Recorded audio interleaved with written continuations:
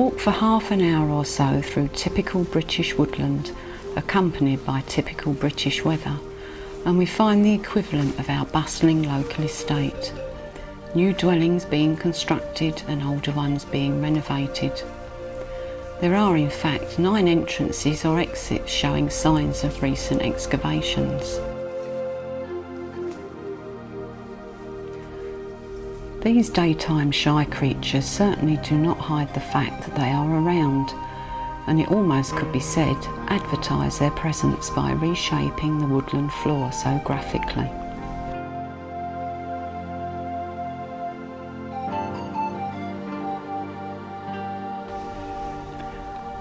My curiosity led me to this point in the story in a bid to find out where my midnight diners came from. Having met them nearly a year before in a very brief encounter whilst taking the rubbish out to the bin late one night, face to feet in the darkness, I don't know who was more frightened.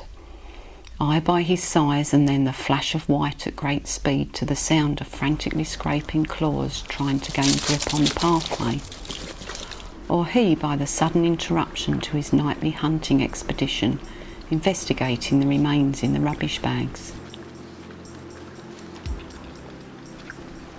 Having blamed foxes for the rummaging, I now wholeheartedly apologise to another much aligned creature who also has the misfortune of having to share his territory with us humans.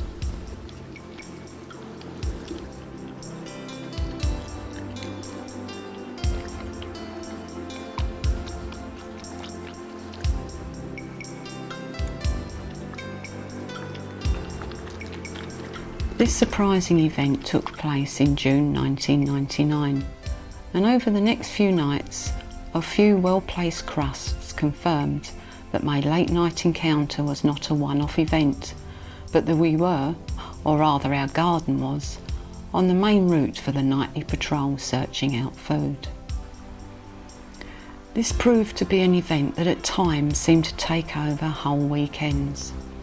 We sat up with lights out, lights on, door shut, door open, all in an attempt to get the badgers used to us. And it wasn't until September that they finally lost some of their apprehension and began to come closer.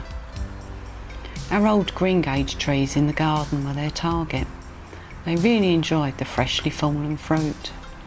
For the 2 weekends in this period we sat dressed in dark, non-rustling clothes and with the outside lights on. Just a couple of 100-watt bulbs, but it made all the difference, and we began to appreciate the different animals. We could identify them by size, shape of their ears, the thickness of their tails. The males and females were of different size, and the male brocs had much larger, squarer heads.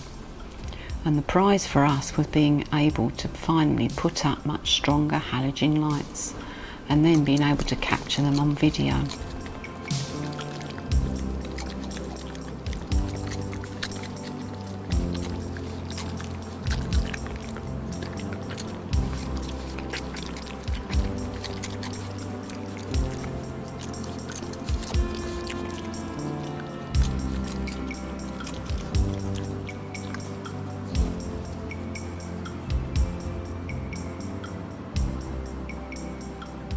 The visits continued most nights, and Friday and Saturday nights found us still awake at 3 or 4 in the morning.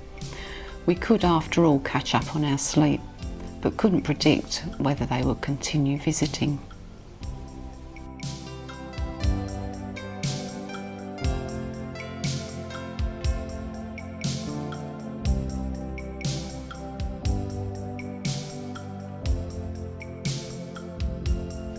Late September and the number of animals arriving increased, as to my delight a female was accompanied by 4 much smaller versions.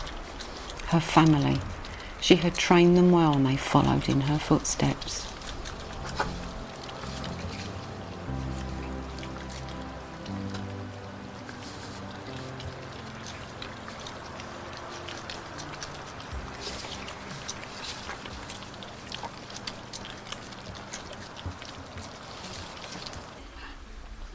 The cubs were not nearly so suspicious of our scent and sounds in the cameras. They had not yet learnt that man is not always a friendly ally. And the traffic noise from the nearby roads probably masked some of the camera noise, and the smell of the sultanas, sugar puffs, buttered crusts, and even unwanted lunchtime sandwiches rejected by the birds proved to mask sufficiently our human odour.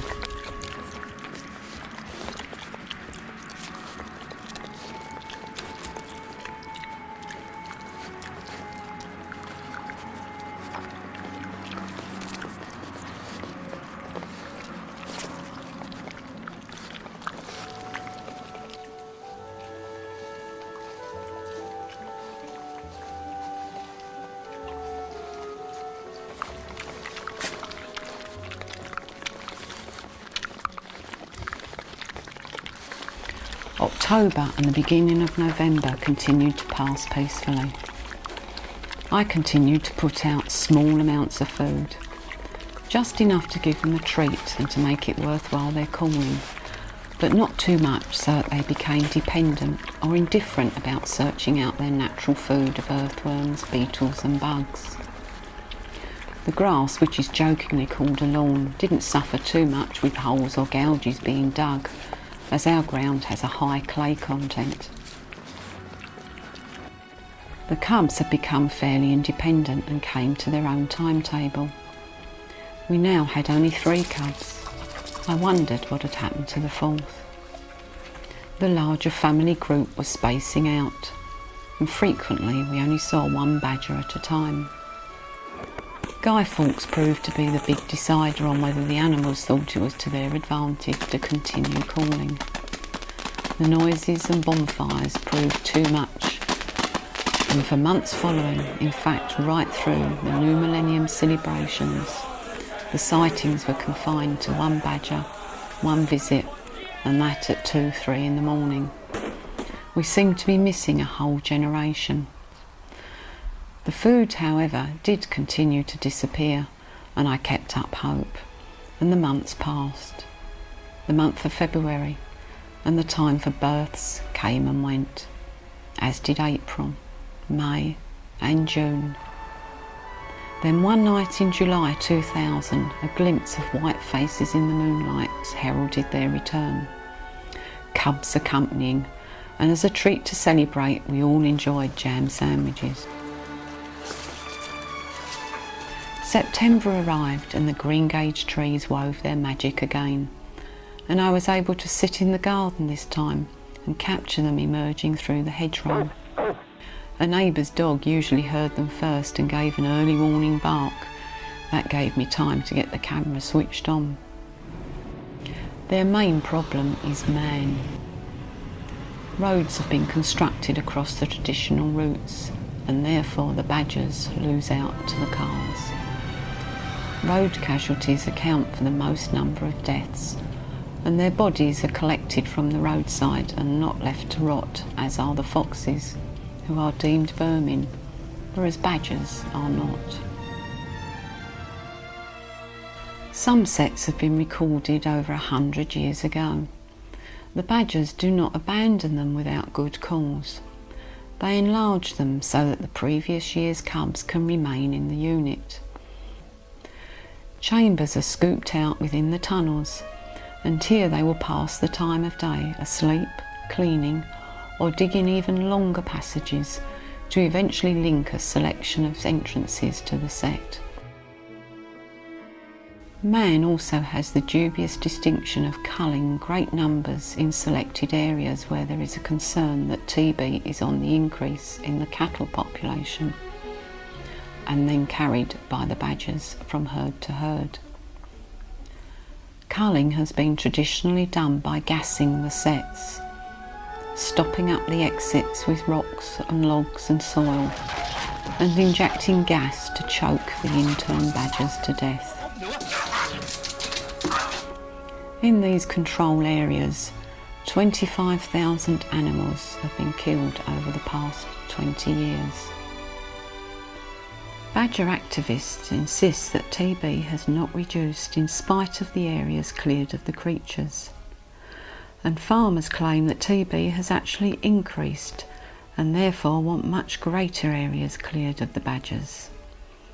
The argument is set to continue for years, as even in the 1940s and 50s, when enormous numbers of sets were regularly gassed, there was no actual proof of a reduction in the number of reported cases of TB in the cattle determined. So this argument continues, but my visitors continue. It is now March 2001, and with nature on the badger's side, the female will be nurturing this year's cubs. We won't unfortunately be privy to until June. This is our never-ending story, and we hope it will continue on, bringing us all the thrills of watching what is a British native wild animal into a close visual contact with us, the interlopers, into its territory. They were here long before we were, and long may they remain.